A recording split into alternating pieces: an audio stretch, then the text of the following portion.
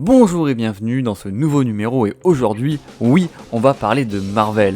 Et vous le savez, je vous parle pas souvent de Marvel, mais quand Leonardo Manco, le dessinateur de Hellblazer, nous propose un univers Marvel cauchemardesque aux inspirations Lovecraftiennes, eh bien forcément la qualité est au rendez-vous. Alors aujourd'hui, préparez-vous car je vous propose de sombrer avec moi dans l'abîme de la Terre 10011, une Terre corrompue, un univers en état de putréfaction cosmique que l'on appelle aujourd'hui le Cancerverse.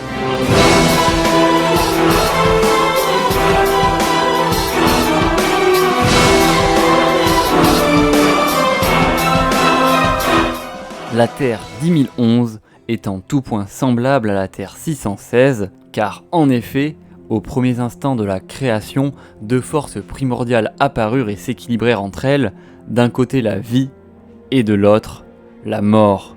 Et retirer l'une des deux, et c'est tout l'équilibre cosmique de la réalité même qui s'effondre. Et c'est là le funeste destin qui attend le Cancerverse. Car un jour, une race d'êtres mystérieux se présentera sur Terre. Ils étaient les Many Handle One, une race de surdieux plus anciens même que l'univers, que l'on appelle parfois aussi les Grands Anciens, ou encore les Elder Gods. Et afin d'accomplir leur sombre dessein, les Grands Anciens proposèrent à Captain Marvel, le plus illustre des héros de cette terre, un marché qu'il ne pouvait pas refuser. Car en effet, le Captain Marvel de cette terre, que l'on appelle aussi le Lord Marvel, souffrait d'un mal incurable, un cancer cosmique que ni la magie ni la science ne pouvaient guérir. Et d'autant que cette terre, tout comme la Terre principale, venait de connaître la grande guerre d'annihilation et que, profitant de ce moment de répit, Thanos préparait déjà une nouvelle attaque contre les héros de la Terre. Et c'est alors ici que tout bascula. Lord Marvel, pour ne pas laisser son univers périr aux mains de Thanos, décida d'accepter le pacte des Grands Anciens et fut alors guéri de sa maladie et obtenu la vie éternelle. Et alors, Lord Marvel n'était plus qu'un simple héros, il était devenu la véritable incarnation de la vie elle-même. Et ainsi, tous les héros s'allièrent et grâce à la nouvelle puissance du Captain Marvel, ils purent ensemble réaliser un rituel surpuissant nommé la nécropsie, capable de vaincre le titan fou. Et malgré une bataille extrêmement ardue, où tous les héros les plus puissants de la Terre firent face à Thanos, le rituel fonctionna et Thanos fut vaincu.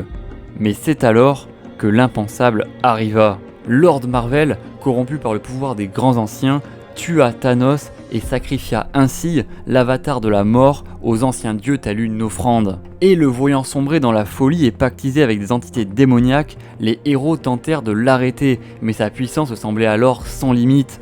Et lorsque Thanos, poignardé en plein cœur, était en train de rendre son dernier souffle, ce fut la mort elle-même qui apparut. Alors, celui qui avait trompé la mort une fois allait devoir maintenant assumer les conséquences de ses actes, et ce fut la mort elle-même qui s'en chargea personnellement.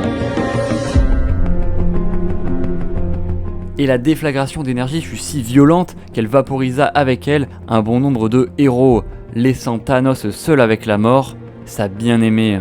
Thanos profita donc de cet instant privilégié pour lui dire qu'il avait fait tout ça pour elle, qu'il avait tué un univers entier seulement pour elle. Mais la mort, sans un mot, se détourna, la larme à l'œil, et disparut, laissant le titan fou face à Nova et Star-Lord. Et les deux derniers héros de la Terre se sacrifièrent ensemble en utilisant la puissance du cube cosmique pour tuer Thanos. Car en effet, la mort savait en réalité que l'heure de Thanos était venue. Et alors, dépourvu de tout être assez puissant pour le défendre, cet univers tomba aux mains des maléfiques dieux anciens qui réussirent à corrompre tous les héros ayant survécu, faisant d'eux le bras armé du Cancerverse qui allait maintenant se répandre comme une tumeur dans l'entièreté du multivers. Et lors de la guerre des royaumes opposant les cris menés par la Flèche Noire à l'empereur Vulcain, une bombe au tétragène fut lancée, créant une faille dans l'espace-temps permettant aux sombres créatures du Cancerverse d'atteindre la Terre 616. Et malgré le fait que leur incursion fut brève, leur menace, elle, était tout à fait réelle, car la brèche qui avait permis aux héros du Cancerverse de traverser la réalité avait aussi permis aux Elder Gods d'entrer dans le multivers.